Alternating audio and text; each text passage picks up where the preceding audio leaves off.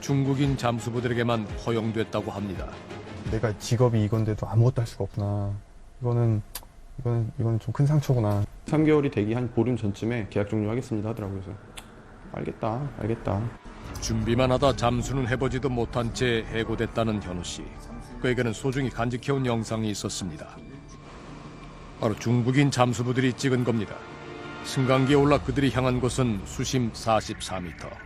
그 아래 모로 누워있는 세월호입니다.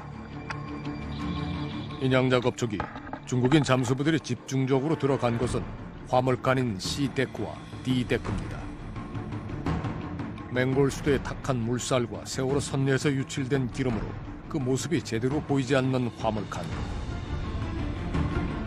세월호는 전부 5층의 구조로 이루어졌습니다. 이 중 1층과 2층인 C데크와 D데크에는 그날 많은 양의 화물이 실려 있었습니다. 이곳은 현재까지 중국인 잠수부들에게만 공개됐습니다.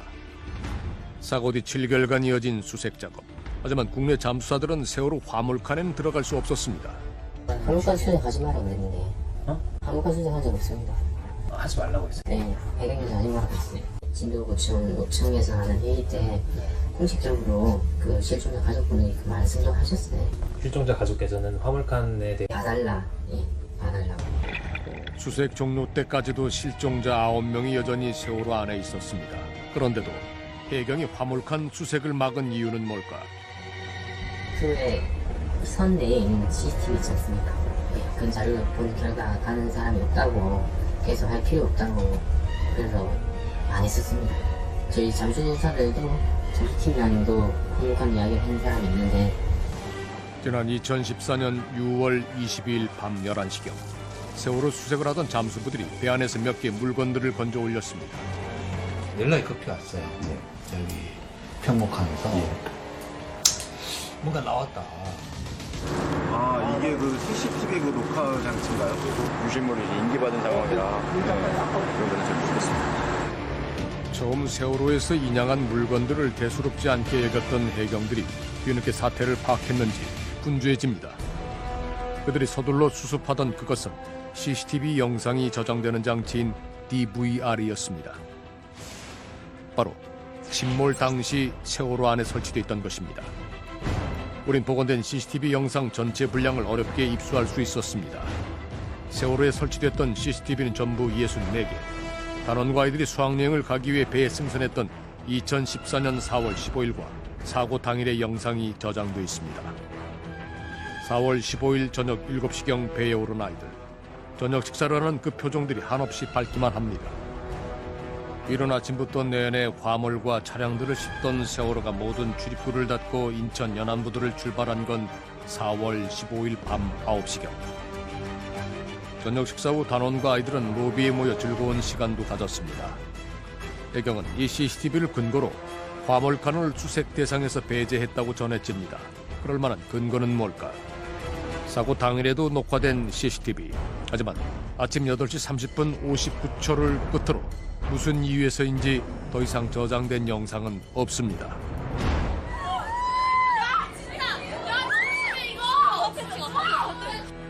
이로부터 18분 뒤 세월호에 이상이 생깁니다. 사고의 순간은 선내 CCTV가 아니라 아이들이 스스로 기록한 겁니다.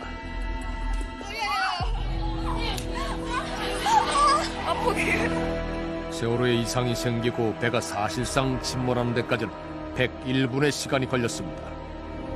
앞서 봤던 분명히 101분의 시간은 공개된 CCTV 영상에는 담겨있지 않았습니다. 대체 해경은 무엇을 보고 화물칸 안에 사람이 없다는 걸 확신했을까? 배가 기울기 전에 이미 작동이 중지됐었다고 알고 있는데 CCTV가 그 말도 말이 좀 안 맞네요. 이렇게 침몰되기 전에 꺼졌다면 그 꺼진 이후에 사람들이 살자고 이러고 어쩌려고 막 했을 건데 사람이 물에 빠지면은 호흡을 하려고 공기 있는 곳을 찾아 무조건 갈 겁니다. 모든 칸을 수색하고 뭔가 찾으려고 노력하는 게 맞는 것 같은데 왜 굳이 화물칸은 그러니까요. 침몰 직후 세월호는 뱃머리만을 물 위로 드러내고 있었습니다. 뒤집어진 채 수직으로 서 있던 세월호. 전부 5층으로 이루어진 세월호. 1층과 2층이 화물칸, 3층과 4층에는 주로 객실, 그리고 조타실이 5층에 자리합니다. 침몰하면서 맨 아래에 위치했던 화물칸이 위쪽으로 오게 된 만큼 사람들이 이동했을 가능성도 배제서는 안 됩니다. 배는 그간 여러 번 자세를 바꿨습니다. 물론 항해 중에는 도난과 안전 문제로 화물칸 통행을 제한하는 게 원칙입니다. 아니요, 그거는 제주도를 얼마 안 다녀본 사람들 이야기고요. 화물하는 뭐 차주들, 기사들 다 공통적으로 느끼는 게 1급 호텔보다 차 뒷좌석이 편하다는 얘기. 배에다가 차 담으면 그냥 뒤에 가서 자요. 그게 제일 편해요. 항해 중에 화물칸에서 시간을 보내는 사람들이 있었다고 세월호를 탔던 기사들이 증언합니다. 내가 운전기사인데 옆에 탄 조수라든가 부인이 있거든. 나만 신고를 하는 거예요. 옆에 탄 사람은 아무것도 없어. 화물칸이 수색에서 제외됐다는 얘기에 화물차 기사들이 의아해합니다. 최악의 경우 탑승 기록이 없는 탑승자가 화물칸에 남겨졌을지도 모른다는 겁니다. 이는 기회에 불과한 걸까? 수색 지역을 한정해서는 안 된다는 건 이미 확인된 사실입니다. 5층에는 그 해경 쪽에서 얘기할 때는 여기 학생들이나 일반 승객이 사람이 없다고 얘기했거든요. 잠수함끼리 이제 회의를 해가지고 5층을 한번 해보자. 그래가지고 5층을 했는데 그때 거기서 한 몇 명 나왔어요. 수색에 참여했던 국내 잠수사들에게는 밀실로 남겨진 세월호 화물칸. 그 비밀의 문을 연 사람들은 인양업체의 중국인 잠수부들 뿐입니다. 그러니까 저희들이 자꾸 의혹을 제기하는 게 왜 밤에만 작업을 하냐라는 의혹을 제기했던 거예요. 24시간 작업하면은 낮에도 물건을 꺼낼 수도 있고 그런 거잖아요. 근데 낮에 물건 꺼내는 건 전혀 본 적이 없어요. 오직 밤에만 물 밖으로 뭔가를 꺼내온다는 중국인 잠수부들. 인양 현장을 처음부터 지켜본 가족들은 조류의 흐름이 좋은 날에도 낮 시간에 물 밖으로 꺼내지는 물건은 없었다고 기억하고 있습니다. 가까이 접근하시면 안 됩니다.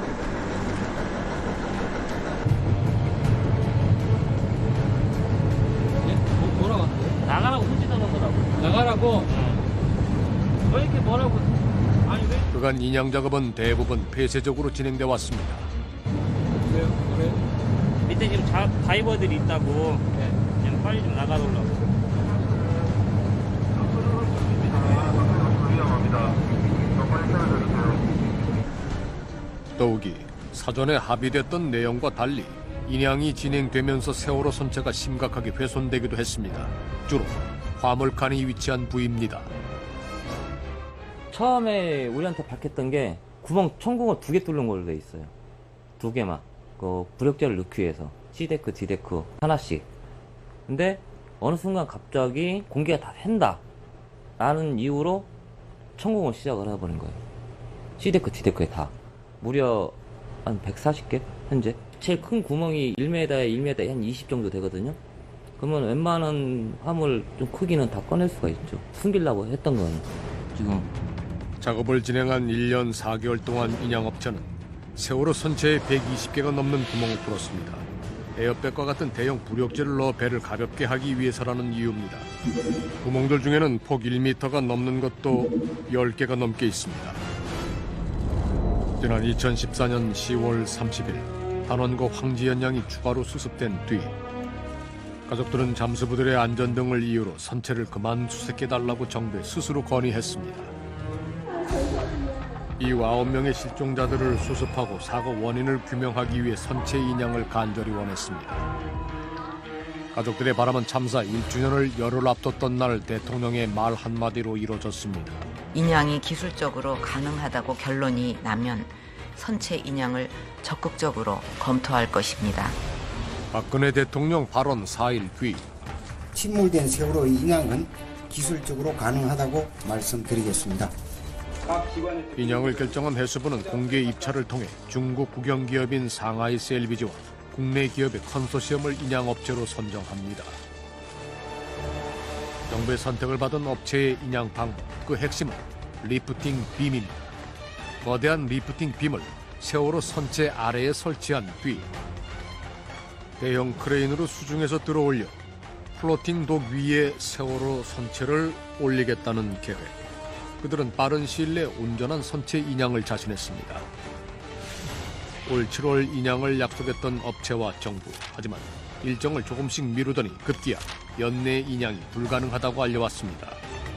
공법을 변경하는 것에 대해 설명드리겠습니다. 지난 11월에는 지금까지 해온 공법을 변경하겠다고 발표한 해수부.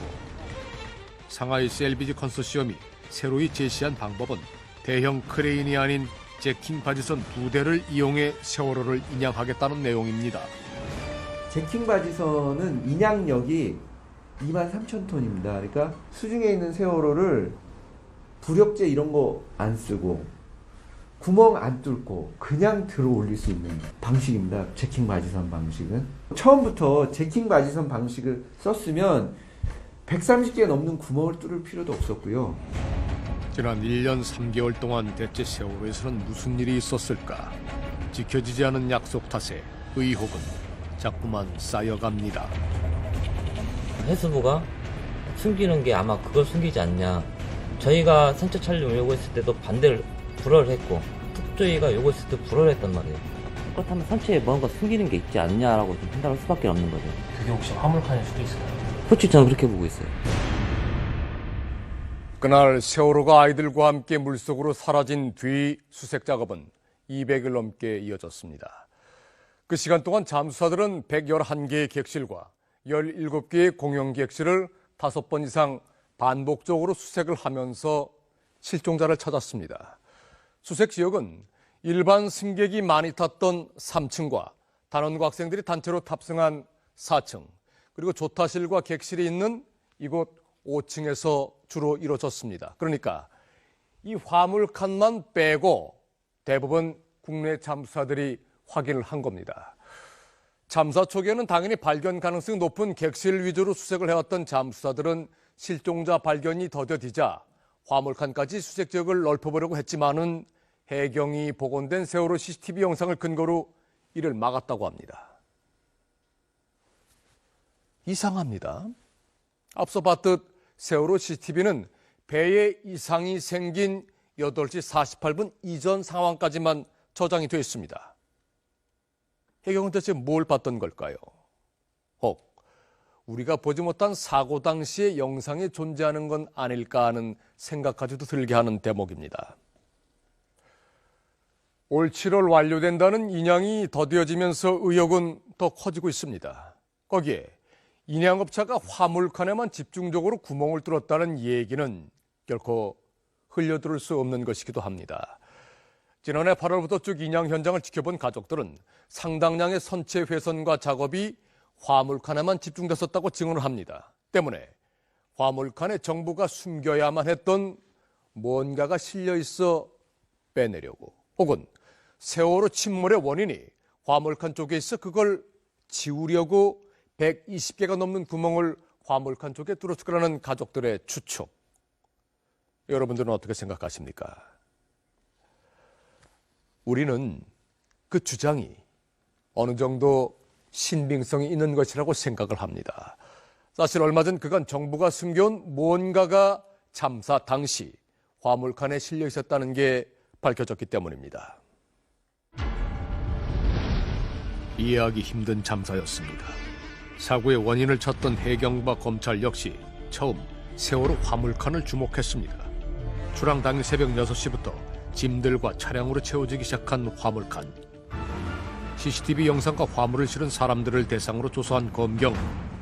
출항 당시 세월호에는 적정량이 2배가 넘는 총 2,142톤의 화물이 실렸다고 밝혔습니다. 사고의 원인은 청해진 해운의 탐욕 때문만으로 보였습니다. 그런데 영성물류라는 한 업체에서 철근과 잡화로 해서 이제 그 신고한 내역이 한 387톤 정도 됐던 거예요. 그리고 그 화물 중에서 철근만 286톤이었죠. 확인된 화물들 중에는 한 물류업체에서 보낸 철근 286톤도 포함되어 있습니다.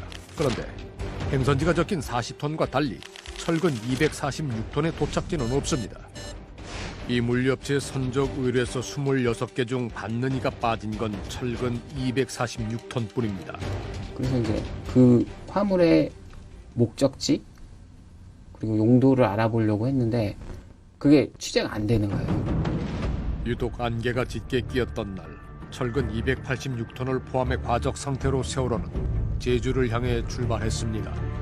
구조 당시 영상을 보면 뱃머리 갑판에 대형 H빔이 실려있는 것도 확인이 됩니다. 승객들을 버리고 제일 먼저 탈출했던 조타실 선원들. 그런데 이들 대부분이 전날 출항을 꺼렸던 걸로 전해집니다.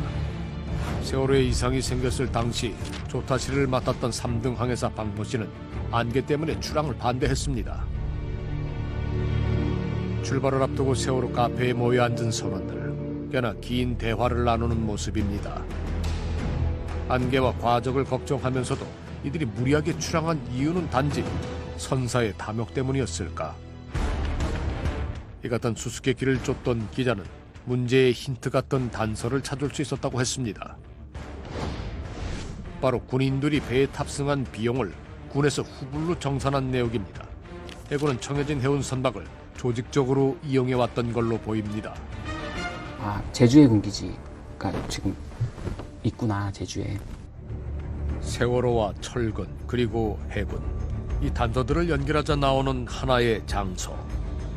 제주 서귀포시 강정마을에 위치한 제주 해군기지는 올해 2월 준공됐습니다. 참사가 있던 2014년 4월은 공사가 한창인 때라 철근에 대한 수요도 상당했을 걸로 추정이 됩니다. 올해 4월 국방부는 제주 해군기지 건설에 사용된 철근에 대한 자료를 공개했습니다. 그런데 예상과 달리 모두 부산에서 출발했습니다. 세월호는 제주 해군기지와 무관했던 걸까? 하지만 국방부의 이 같은 발표는 조금만 확인해 봐도 사실이 아님을 알 수 있습니다. 세월호에 승선했다가 자력으로 탈출해 목숨을 건진 화물기사 최재영 씨. 그는 한 달에 17번씩 세월호를 이용했습니다. 인천에서 싣고 간 짐을 제주 해군기지까지 나른 적도 있습니다. 제주도 다니는 기사들 중에 거기 안 가본 기사들 없을 거예요. 다 가봤을 거예요. 그만큼 물량이 무지히 들어갔어요. 거기에 철근은 무지 들어왔죠. 철근 무지 들어갔어요, 거기요. 그날 세월호가 싣고 떠났던 철근의 최종 도착지가 제주 해군기지였다면 제때 자재가 공급되지 못했을 것이고 때문에 공사에 지장이 생겼을 겁니다. 다행히 2014년 4월 16일 제주 해군기지 공사 현장을 지켜본 사람이 있습니다. 바로 강정마을 주민 박인천 씨입니다. 우럼비 해안을 지키기 위해 당시 해군기지 건설을 반대했던 박인천 씨는 매일같이 공사 현장을 지켜보며 사진과 영상을 기록으로 남겼습니다.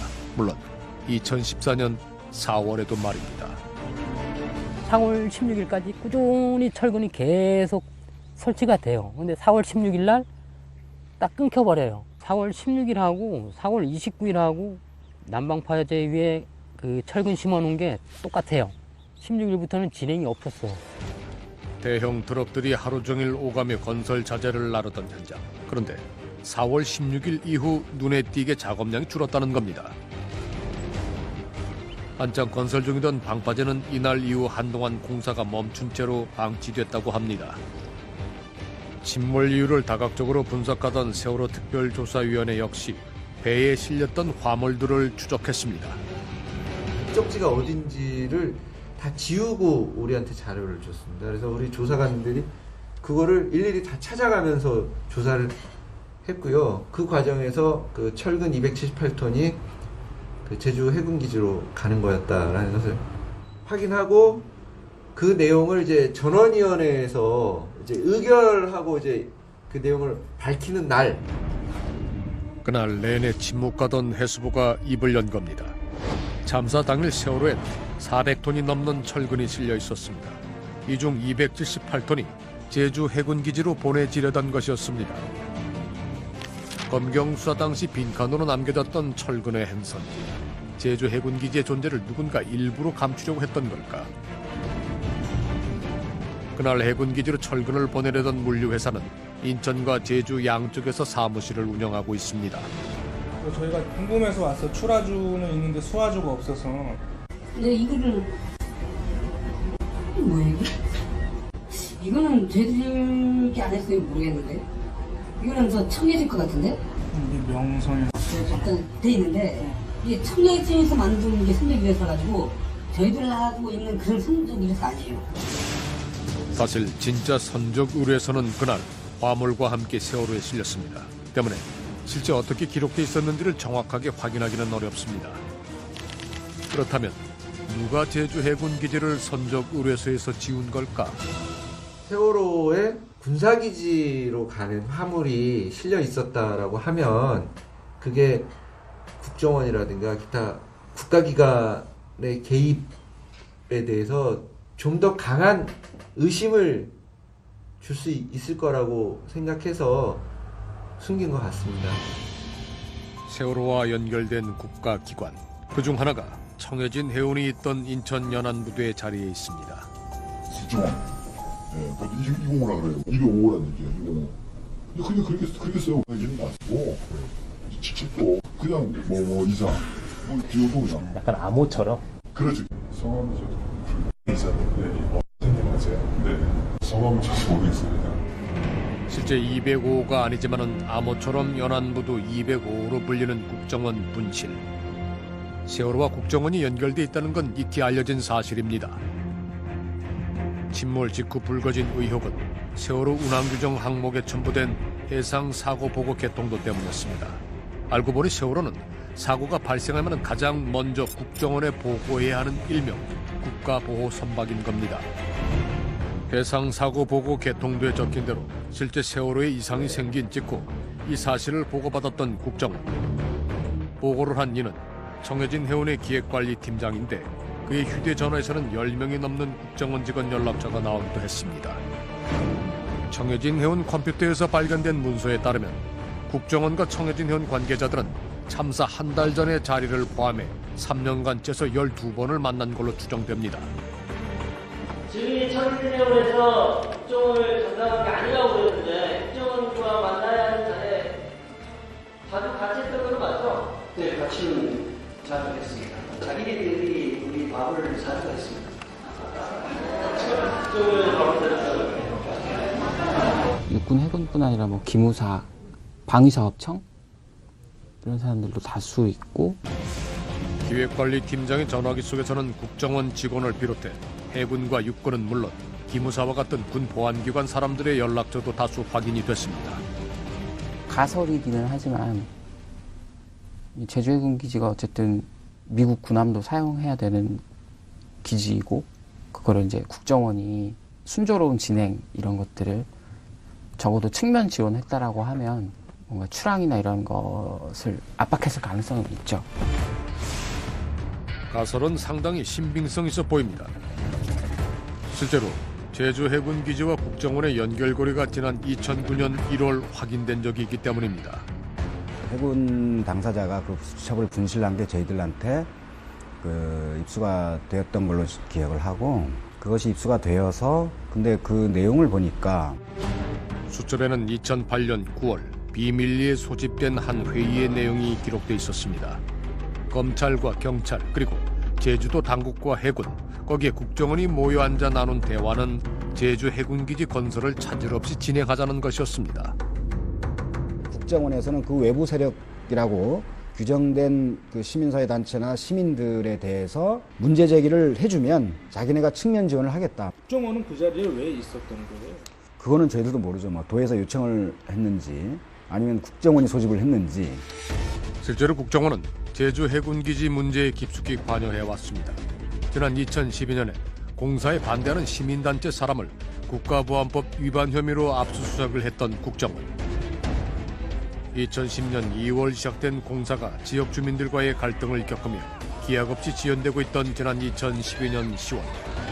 경찰에 항의하던 40살 김모 여인이 경찰에 떠밀리면서 6m 난간 아래로 떨어졌습니다. 청해진 해운은 일본에서 세월호를 들여왔습니다. 중개축을 한 뒤 취항을 앞둔 세월호는 생각지 못한 장애에 부딪힙니다. 바로 국정원이었습니다. 선내 CCTV는 물론이고 이제 청해진 해운에서 원래 비용을 부담할 필요가 없는 인천항에 있는 여객터미널에 있는 CCTV 그리고 이제 그 철조망 설치 이런 것들도 부담을 했고 국정원은 CCTV와 보안 요원을 보강할 것을 요구했고 이를 계산한 뒤에야 세월호는 운항을 시작할 수 있었습니다. 국정원이 보안을 강화하라고 지시한 곳은 세월호에 실릴 화물들이 보관되는 인천 연안부두 하역장이었습니다. 단지 철근 때문에 그런 요구를 했던 걸까? 국정원에서 4월 16일하고 17일까지 총 7차례 전화를 해서 자기들이 직접 전화를 걸어서 청해진 해운 관계자들하고 통화를 했는데 차장 같은 경우는 국정원에서 통화를 할 필요가 없는 사람이죠. 대부분 평소 연락을 주고받던 선사 직원들과 통화를 했던 국정원 직원은 돌연 의외의 인물과 통화를 시도했습니다. 화물을 담당하는 물류팀 직원입니다. 해양사고나 항만 업무는 무관한 직원에게 연락을 한 이유는 무엇일까? 물류팀 사람한테 직접 전화를 해서 통화를 했을까? 2분 30초 동안 통화를 했는데 왜 통화를 했을까? 근데 철근만 씻지는 않았을 것 같아요. 우연일까? 그날 승객의 탈출을 돕지 않고 내내 조타실을 지켰던 선원들이 탈출을 시작한 시간은 국정원 직원과 통화를 했던 물류팀 직원이 화물량 조작을 마무리한 직후였습니다. 아직 세월호 화물칸에 실린 화물의 내역은 명확히 확인되지 않았습니다. 그 내용물을 쉽게 숨길 수 있는 구조이기 때문입니다. 1.4톤 차라고만 돼 있지. 차가 들어간다고. 뭔 물건 실었다고 아니고 화물차로 그냥 끊어요. 저희들은 선적 의뢰서를 차를 실는 겁니까? 차에 뭔가를 실은 채로 세월호에 선적을 했다면 그 내용물을 완벽하게 감출 수 있습니다. 마음만 먹으면 얼마든지 비밀스럽게 뭔가를 제주 해군기지 같은 곳으로 나눌 수 있다는 겁니다.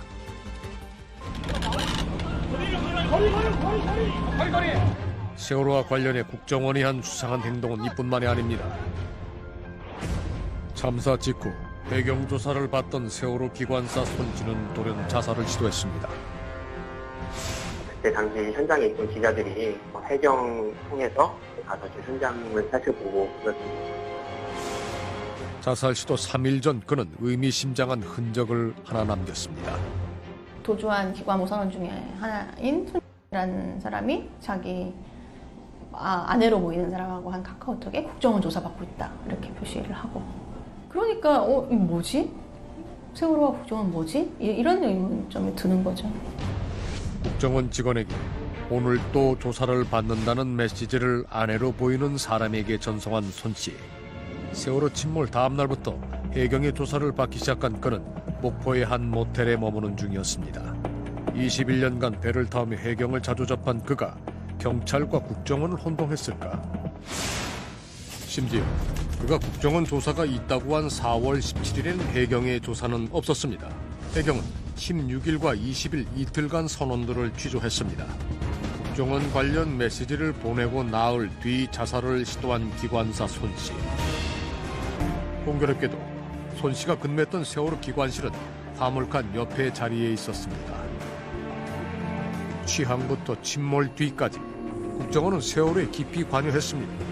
쉽게 이해되지 않는 그들의 관계를 설명해줄 그 무언가가 철근과 함께 그날 세월호 화물칸에 실렸던 건 아닐까. 아직도 세상엔 밀실로 남겨진 세월호 화물칸. 그 의혹의 끝엔 또 다른 밀실, 국정원이 있습니다. 침몰한 세월호를 수색하던 잠수사는 배 안에서 노트북을 하나 건져 올렸습니다. 바로 세월호에 승선했다가 사고로 사망한 양 사무장의 것이었는데 복원된 그 노트북 안에서 굉장히 이해하기 힘든 문서가 하나가 발견이 됐습니다. 국정원 지적사항이라는 제목의 서류인데 전부 100개의 칸 중에 한 칸만을 비운 채 빼곡하게 채워져 있습니다.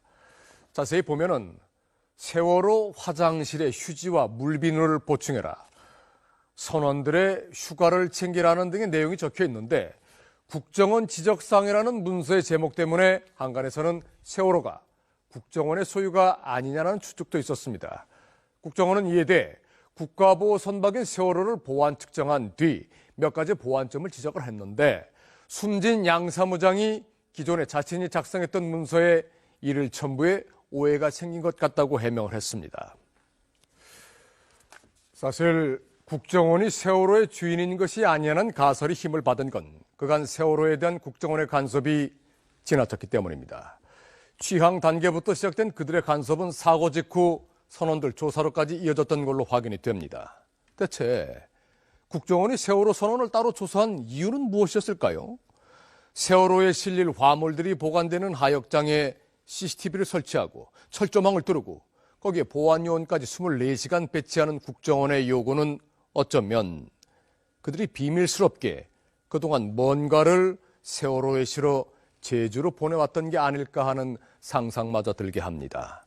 단지 철근뿐이라면 그런 보안이 필요했을까요? 무거워서 누가 훔쳐가지도 못할 텐데 말입니다. 무슨 이유에서인지 세월호 인양은 자꾸만 늦어지고 있습니다. 무엇 때문인지 세월호 화물칸 쪽에 훼손이 집중되고 있습니다. 꼬리에 꼬리를 무는 의혹을 쫓던 우리는 생각지도 못한 놀라운 사실과 마주할 수 있었습니다. 정부는 지난해 4월 인양을 선언한 뒤 공개 입찰을 통해 인양업체를 선정했습니다. 그 결과 중국의 상하이 셀비지와 국내 기업 오션 C&I가 컨소시엄을 이룬 상하이 셀비지 컨소시엄이 선택됐습니다. 선체 무게와 화물까지 포함해 10,000톤이 넘는 세월호를 절단 없이 온전하게 인양하는 건 전 세계적으로 처음 시도하는 힘든 일입니다. 구조 군안에 실적이 높은 세계적 기업들이 참여했던 입찰. 상하이 셀비지 컨소시엄이 인양 사업을 따내자 업계 반응은 이랬다고 합니다. 저희는 상하이 셀비지가 될 거라고 생각도 안 했어요. 그 분할기업 자체가 외부적인 실적은 많이 없다고 그러더라고요. 해수부와 함께 입찰을 준비한 조달청에서는 기준 가격을 1,000억 원으로 제시했습니다. 지나치게 낮은 가격이라는 지적도 있습니다. 2배 이상, 그때 당시에 이야기로는 한 2,500 가까이 든다. 기술 점수가 비싸면 가격 점수도 올랐겠죠. 이 가격으로 진행이 될까요? 상하이 셀비지는 지난해 중국 양지강에 침몰한 유람선 등팡즈 싱호를 사고 발생 나흘 만에 물 위로 올린 실적을 가진 업체입니다. 그거는 조그만 배고 세월호 반도 안 되는데 이제 세월호처럼 또 화물도 싣고 그런 배가 아니라 여기서만 사람만 싣는 배고 다행이니까 조류가 좀 쓸 수는 있겠지만 수심도 낮고 파도의 영향도 거의 없다고 봐야 되고 천지차이죠. 천지차이 진짜. 우리는 다양한 경로를 통해 선정위원 15명의 명단을 완성할 수 있었습니다. 그들을 만나보면 세간의 의혹을 사고 있는 심사 과정에 대한 오해를 불식시킬 수 있을 겁니다. 그런데 이거는 저는 모르고요. 그냥 저는 그 선정업체 평가에 이제 참여했는데 그 저기 뭐죠? 그 공정관리 그런 부분만 이제 참여를 해서 기술적인 것들을 제가 그 준비하는 그냥 기술적인 제도도 갖고 있는 게 없습니다. 해양사고가 터졌을 때 어떻게 대처를 해야 된다는 그런 연구 서비스를 하고 있습니다. 대부분 자신들은 인양 전문가가 아닌데 해수부가 불러 심사에 참여했다고 말합니다. 선정위원 15명 전부를 만날 수는 없었지만 몇 가지는 확인할 수 있었습니다. 내가 확실한 거는 상하이 셀비지 1등 안 준 것 같습니다. 중국업체 2개가 성적이 그때 3, 4등이었어요 원래는. 상하이 셀비지 돼가지고 약간 그냥 결정했죠. 확인 결과 기술 최고점을 받은 기업은 네덜란드 업체 스미트. 상하이 셀비지가 1등을 한 건 낮은 가격입니다. 물론 낮은 가격을 제시했다고 무작정 실력을 의심할 수는 없습니다. 하지만 의혹은 더 있습니다. 중국의 이제 차이나 셀비지로 그 국내 업체 해경과 그리고 언딘과 그리고 뭐 기타 해수부와 관계자들이 갔었던 기록들이 저희가 확인을 했었고, 참사 열흘 뒤 당시 정홍원 국무총리의 지시로 만들어졌던 세월호 인양 TF팀. 이들은 팀이 만들어진 다음 날 중국에 갔습니다. 군안업체 언딘과 해경 관계자 등이 찾아간 곳은 차이나 레스큐 앤 살베지사. 중국 교통운수부 산하기관인 차이나 레스큐 앤 살베지는 국영 기업으로 전부 3곳의 지부가 있는데 그중 하나가 바로 상하이 셀비지입니다. 때문에 이미 참사 초기 인양업체가 내장됐던 게 아니냐는 의혹이 존재합니다. 업계 사람들이 인양업체 선정 과정에 의혹을 품는 것은 상하이 셀비지의 파트너인 오션 C&I 때문이기도 합니다.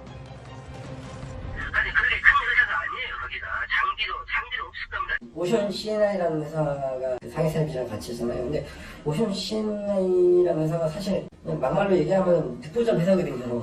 이쪽 업계에서. 총 851억을 받고 오는 12월 31일 안에 세월호 인양을 성공하겠다고 나섰던 인양업체. 두 업체 지분 비율은 상하이 셀비지가 70, 오션 C&I가 30입니다. 총 851억 중 255억을 가져가는 국내 업체 오션 C&I는 어떤 회사인 걸까?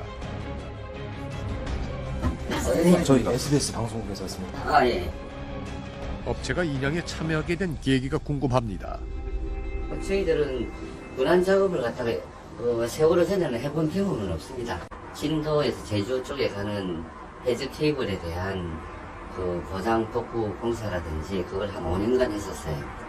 그쪽 개혁에 대해서 충분한 5년 동안 그 어떤 지식을 가지고 있죠. 지난 2008년 설립된 뒤 주로 해저 케이블 관련 공사를 해왔다는 업체. 인양 작업과 그에 대한 책임도 30% 지분 비율만큼 하고 있는 걸까? 현장에 저희 현대보령호도 투입이 됐 그랬습니다. 지금 우리나라에 인양업체라고 하는 몇몇 업체 셀비지 보면 그렇게 작업할 만한 그런 적합한 선박을 충분히 가지고 있는 업체는 없습니다. 재원이 훌륭한 대형 바지선인 현대보령호를 소유하고 있어 인양 현장에 큰 도움을 주고 있다고 합니다. 대표는 유독 보령호에 대해 강한 자부심을 보입니다. 지난해 8월 21일 공식적으로 인양 작업에 착수한 상하이 셀비지 컨소시엄. 지난 4월 우리가 인양 현장을 찾았을 때 현대보령호는 중국 업체 선박인 달리하오 곁을 지키고 있었습니다. 2,000톤급의 선체 길이 80m, 폭 26m로 선상 작업에 용이한 대형 바지선인 현대보령호. 하지만 며칠 전 다시 찾았던 사고 해역에서는 보령호의 모습을 찾아볼 수 없습니다. 이미 지난 6월 현장에서 철수했다고 합니다. 지분의 30%를 차지하는 오션 C&I. 그렇다면 지금 그들이 하는 일은 뭘까? 전남 진도에 가면 확인이 가능할 겁니다. 이곳에 세월호 인양 현장 사무소가 자리해 있기 때문입니다. 안녕하세요.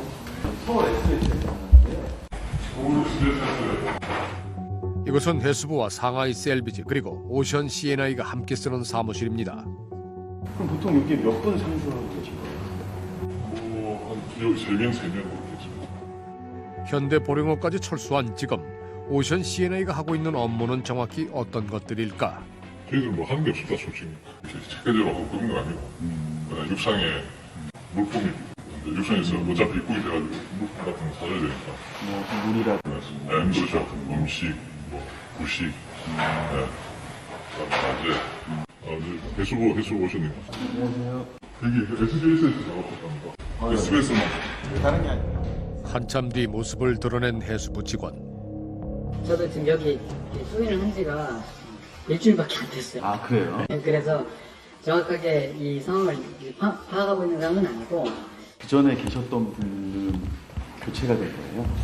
저희가 이제 인사이동에 있어서 물과 부식을 가져다주는 일 외에는 딱히 하는 일이 없다는 오션 C&I 직원과 일주일 전 현장에 와 상황을 모른다는 해수부 직원. 대체 인양의 주체는 누구인 걸까? 인양 현장의 속사정이 더욱 궁금해집니다. 지난해 오션 C&I 채용됐던 이현우 씨는 현장에서 3개월간 일했습니다. 세월호에 들어가서 무슨 작업을 하는 인원은 전체적으로 상하이 셀비지가 거의 맡았다고 보면 됩니다. 현대보령호는 거기에 왜 떠 있는 거예요? 보령호 역할 자체가 24시간 잠수 지원이다. 그래서 24시간 잠수 지원을 할 수 있게 급에 맞게 그 이킵을 하고 들어와라. 인양을 서두르기 위해 24시간 작업 제재를 선택한 상하이 셀비지는 보령호 측에 식사를 24시간 지원해달라고 요청했습니다. 그랬더니 뭐 대본에 이제 그러죠. 우리는 원래 식당 아줌마 한 명밖에 없고 뭐 이런 식이에요. 그러니까 야간이 되면은 밥 없어. 그래서 이제 주된 생활이랑 여러 가지 서포팅은 다른 그 메인 선박에서 다리하고에서 하고 그다음에 보령호는 잠수 스테이지로 사용을 많이 했었습니다. 사실상 잠수부들이 입수 전 머무는 공간 정도로만 이용됐다는 보령호. 과연 이런 일만 하고서도 수익의 30%를 받을 수 있는 걸까? 무엇보다 알고 싶은 게 있습니다. 군안업을 해본 적이 없던 이 업체가 어떻게 상하이 셀비지와 연결돼 인양 작업에 뛰어들었을까 하는 점입니다. 세월호 사고 났을 때도 보령으로 가서 작업을 했고 그걸 다 봤지 않습니까? 보다 보니까 우리하고 뭐 한번 그 해볼 생각이 없느냐 에이전트를 통해서 연락을 했었어요. 알고 보니 오션 시에나의 소유 선박인 현대보령호는 지난 2014년 7월 세월호 실종자 수색 현장에 투입됐습니다. 이때 보령호를 눈여겨본 상하이 셀비지가 에이전시를 통해 연락을 해왔다고 합니다. 해외 군한 경험이 전무한 상하이 셀비지와 군한 경험이 없는 오션 시에나이를 연결해줬다는 에이전시. 원래 제가 민영 전문한 애다가 아니고 원래 다른 사업 하다가 그래서 관심이 있어서 쭉쭉 알아보다가 제가 이제 상하이 셀비지를 연락을 했죠. 오션 시에나이는 제가 그 전에 사업을 한번 같이 한 적이 있어요. 자신이 먼저 상하이 셀비지 측에 연락을 해 오션 시에나이와 함께 일을 해보자고 제안을 했다는 게 에이전시 측의 설명입니다. 묘하게 두 사람의 말이 어긋납니다. 오션 시에나이 대표는 상하이 셀비지 측이 먼저 제안을 해왔다고 설명했습니다. 에이전시는 왜 그 반대로 말하는 걸까? 이렇게 크지 않은 구조기업인데 이렇게 커다란 인양사업에 이제 업체로 선정된 거에 있어서 뭔가 특혜나 요즘 그런 시는 냅니다. 최순실이처럼 이게는 그런 거 아닙니다. 자신에게 세월호는 특별하다는 대표. 그는 실제 세월호 침몰 소식을 들은 뒤 직원들과 함께 현대보령호를 타고 진도 해역을 찾아갔다고 했습니다. 구조를 돕고 싶었지만은 해경이 허락지 않아 그냥 돌아왔다고 했습니다. 이후 실종자 수색에 참여할 수 있게 돼 마음의 짐을 덜 수 있었다고 오션 시에나이 대표는 설명했습니다. 그런데 우리는 취재 도중 매우 흥미로운 얘기를 들을 수 있었습니다. 바로 현대보령호를 이용해 실종자 수색을 했던 군안업체의 말입니다. 진도 근처에 본대군 그 있는데 오라 해서 갔더니 뭐 보령호 아냐 거기 보령호는 무조건 그 강압 쪽으로 빨리 배를 빌리라 해가지고 막 자기들도 직접 보령호 회사에 전화를 하더라고요. 공무원분이. 당시 인명수색을 계속해서 주도해온 군안업체 언딘이 해경과의 유착 의혹으로 강제로 현장에서 철수된 뒤 해수부 측에서 콕 집어 현대보령호를 부르라고 했다는 겁니다. 국내 현대보령호만한 배가 보령호가 언진이 배로보다 현대보령호가 좀 더 크다는 그런 차이가 있고 그다음에 하는 일은 서로 간에 좀 다르죠. 이제 언진 리베로호는 그런 이제 잠수 작업을 하기 용이하게 하게끔 해서 특별히 제작된 거고 현대보령호는 케이블 보설 작업을 주목적으로 하기 위해서 특별히 제작된 거예요. 바지선으로서 현대보령호도 좋은 배지만 구조를 위해서는 잠수 장비가 잘 갖춰진 언딘의 리베로호가 차라리 낫다는 겁니다. 또한 보령호와 유사한 대형 바지선은 국내 다수 존재한다고 합니다. 처음에 뭐 왔었다고 그러더라고요. 뭐 보령호 자체가 왔는데 되기만 하다고 다시 돌아갔다 이러면 좀 들었거든요. 근데 그게 왜 그런지는 모르겠는데 이제 뭐 해경에서 뭐 불렀는지 뭐 어디서 불렀는지 그런 건 전혀 모르겠는데 누군가 불러서 왔을 거 아닙니까? 불러서 왔는데 가라는 것도 누군가 가라해서 갔겠죠. 군안업과 무관한 오션 시에나이가 참사 직후 스스로 알아서 사고 해역을 찾았다는 게 영 부자연스럽다는 겁니다.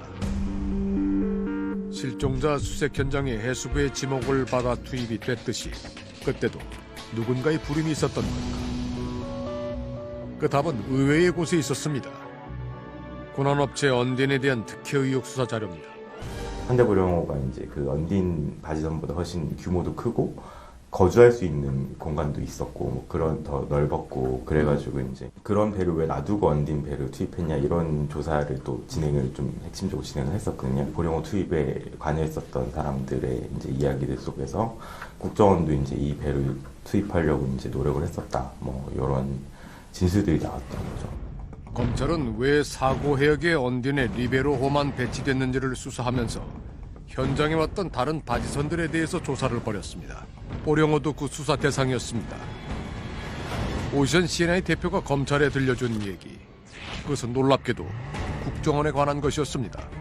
사고 다음날 국정원 직원 김모 씨로부터 연락을 받았고 이후 그가 동료 직원과 함께 찾아와 직접 현대 보령호의 상태를 확인했다는 겁니다. 진술서에 따르면 국정원 직원 김 씨는 현대 보령호의 출항을 도왔습니다. 출항 전 복잡한 문제를 직접 부산 항만에 연락해 말끔히 해결해 준 겁니다. 꼭 국정원이 아니라 다른 기관에서도 충분히 할 수 있는 일이잖아요. 해수부에서 하거나 그렇지 않고 그걸 국정원에서 전담을 해가지고 이제 또 출동을 시키는 것 자체가 좀 아무래도 이상한 부분이 있긴 합니다. 출항 과정을 도왔을 뿐 아니라 현대 보령호가 사고해역 인근에 도착할 때까지 수시로 보고를 해주기를 요구한 국정원 직원.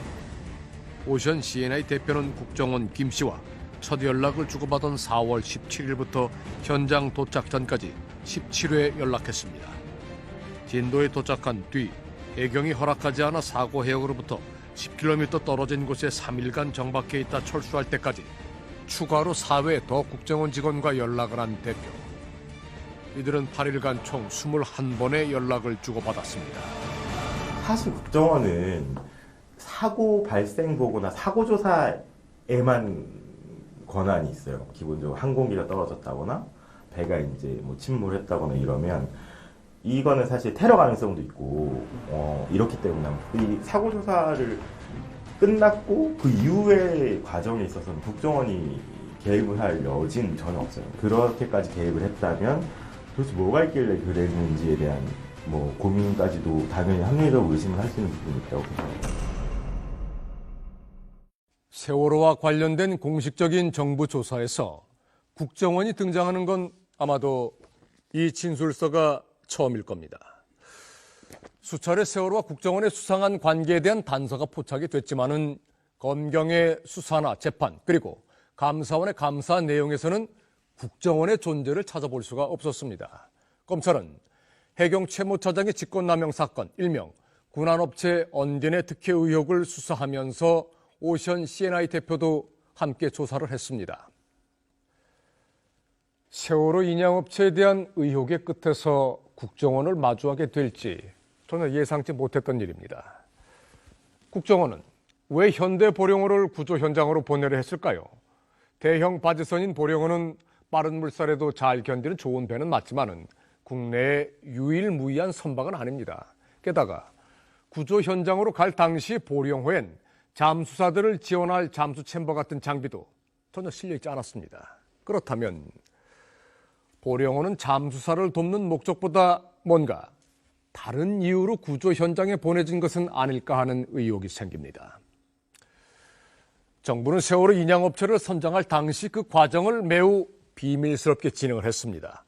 참여업체들에게 심사 장소를 심사일 하루 전 문자로 통보를 해줬고 심사에 참여한 선정위원 15인도 지금껏 비밀에 붙이고 있습니다. 이런 밀실 심사 결과 선택된 오션 CNI가 국정원이 참사 직후 사고 해역으로 보내려 했던 보령호의 선조인 건 그저 우연인 걸까요? 어쩌면 국정원은 이미 인양 작업에까지 관여했을지도 모를 일입니다. 국정원은 세월호 구조 현장에 누구도 몰래 소리 없이 관여하려 했던 걸로 보입니다. 그 이유는 대체 뭘까? 당시 보령호의 출항을 도왔던 국정원 직원 김 씨, 그에게 연락을 시도했지만 당분간 착신이 감지되어 있습니다. 통화는 이루어지지 않았습니다. 국정원 측에 이에 대한 해명을 요구했고 어제 그 답변을 들을 수 있었습니다. 예, 국정원 대변인이신데요. 답변을 불러드리겠습니다.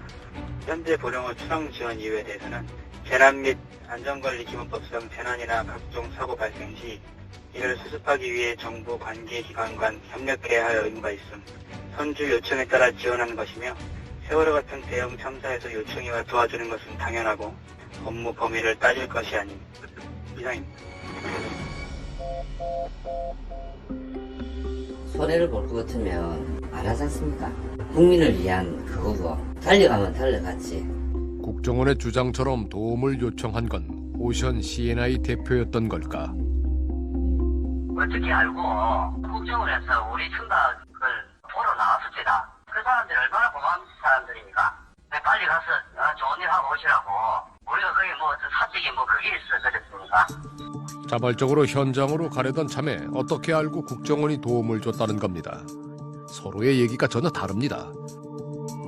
우린 당시 바지선을 가지고 현장에 출동한 업체들에게 확인을 해봤습니다. 희경이 기술을 가지고 왔죠. 그 순환보호 목록을 보고 전부 다 희경이 단일입니다. 인천의 해경청 관제실 담당자일 겁니다.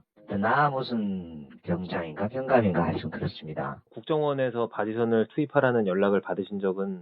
저희는 국정원하고 해수부에서 받은 적은 한 번도 없고요. 국정원과 보령호는 서로 어떻게 연결됐을까? 이에 대한 답 역시 언딘 득해 수사자료 속에서 찾을 수 있었습니다.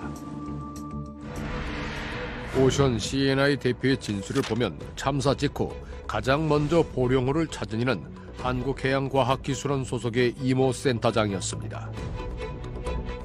해양과학기술원은 해양수산부 산하기관입니다. 이모 센터장이 보령호를 국정원과 연결해준 걸까? 저희가 혹시 보령호 관련해서 보령호요? 예. 잠깐 혹시 계좌시간? 보령호 얘기의 조용한 장소로 이끕니다. 국방 관련 업무를 하다 보니 참사 당일 여러 곳으로부터 연락을 받았다는 센터장.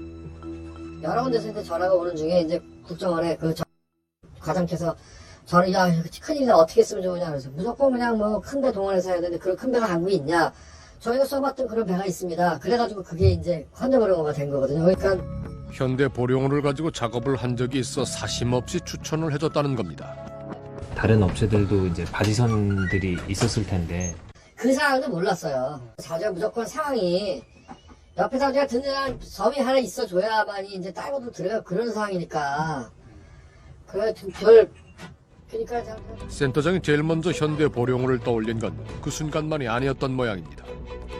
세월호 인양을 앞두고 정부에서는 현장 조사를 실시했습니다. 이모 센터장이 이끄는 연구센터에서 주던 이 조사 때도 보령호가 동원이 됐습니다. 누구도 눈여겨보진 않았지만 참사 직후부터 실종자 수색을 거쳐 인양 현장까지 보령호는 늘 세월호 곁에 있었습니다. 2008년에 사학으로 출발해서 불과 7년 만에 이제 10배의 순자산을 남기는 회사가 됐다라면 이제 몇 가지로 설명할 수 있는데 이 회사가 얼만큼의 기술력을 가지고 있는지 이 판단은 못하겠고 나머지 하나는 이제 광급공사의 비율이 대단히 높단 말씀입니다. 한전으로부터 따와서 해양수산부로부터 이를 따와서 누군가에 주면서 이렇게 이익을 남기는 형태거든요.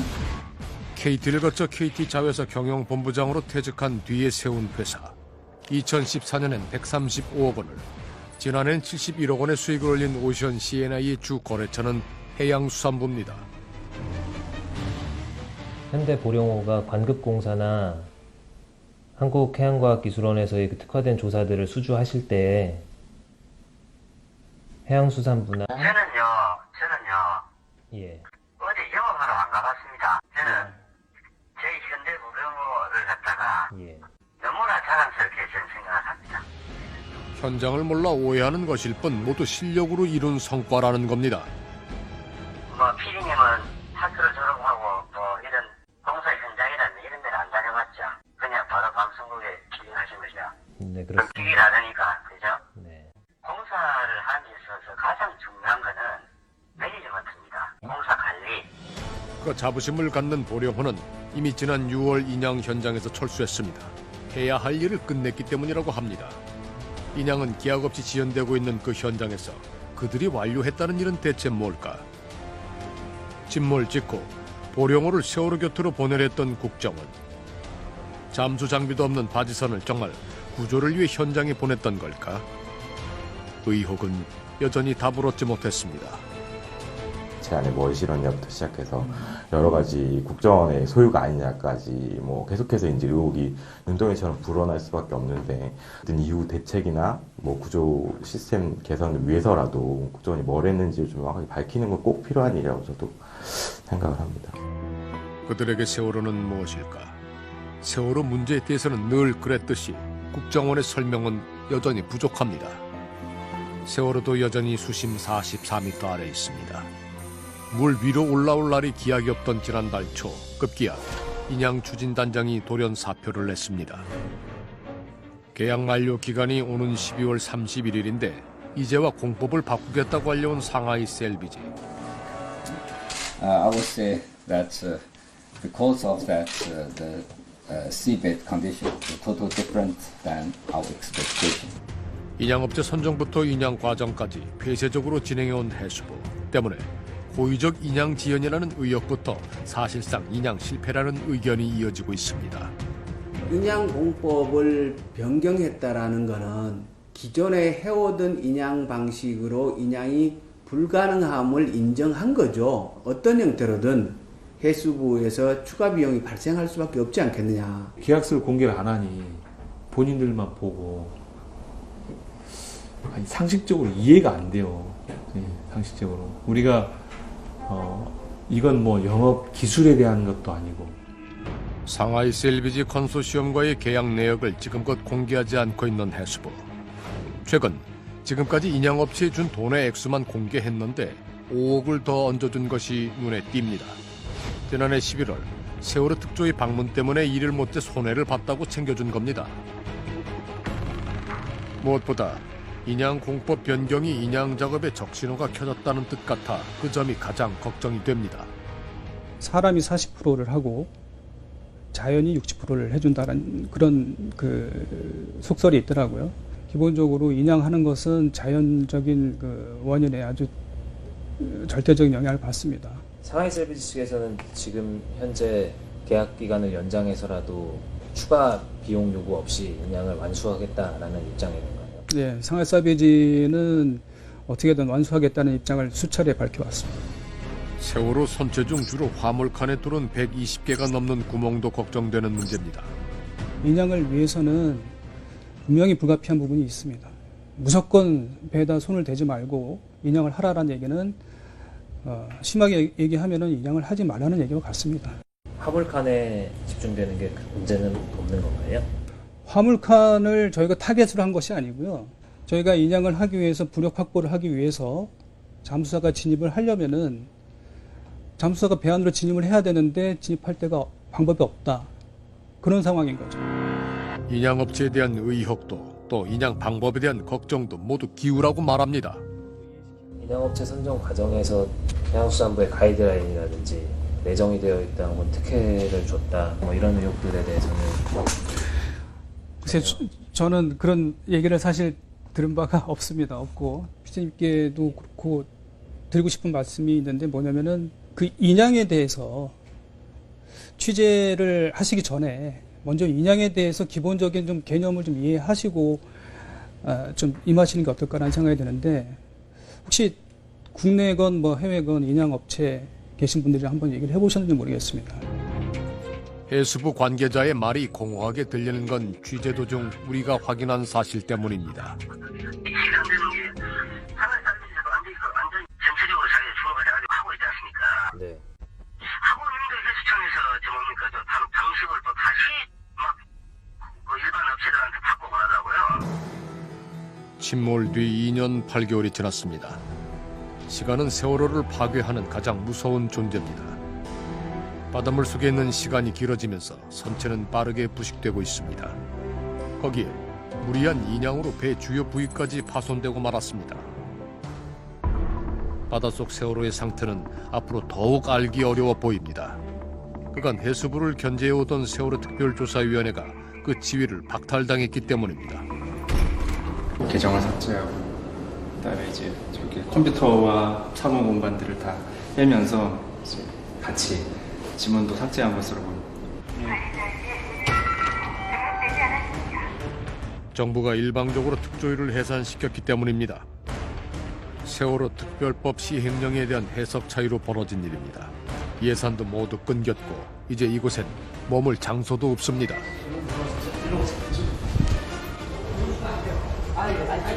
제 조사관인데 들어오시면 안 돼요. 제 들어오지 않아요.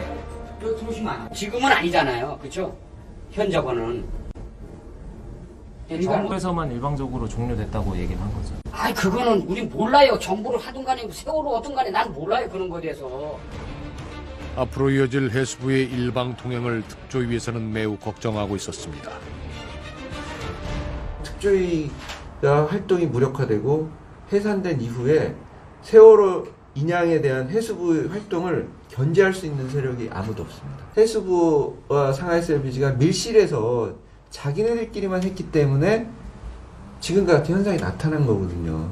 인양 공정을 투명하게 공개할 필요가 있습니다. 모두가 지켜본 참사입니다.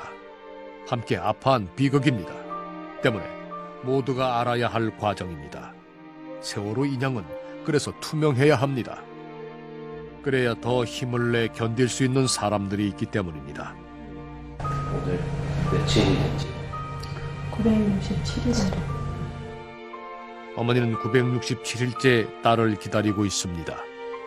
어떤 어머님이 저한테 오셔서 그 얘기를 하시더라고요. 저도 몇 년 전에 아이를 잃었습니다. 근데 해양사고였는데 아이를 못 찾았습니다. 그래서 제가 은호 엄마를 알아요. 얼마나 아픈지. 근데 그 엄마를 보고 할 얘기가 없었어요. 제가. 왜냐면 세월호 속에 있어, 찾을 수 있어, 만날 수 있어 라는 그 신락 같은 희망을 갖다 우리가 붙잡고 있는 거잖아요. 근데 저 엄마는 그것도 할 수 없었겠구나 라는 생각이 들어서 아무 말을 할 수가 없었어요. 그 엄마한테.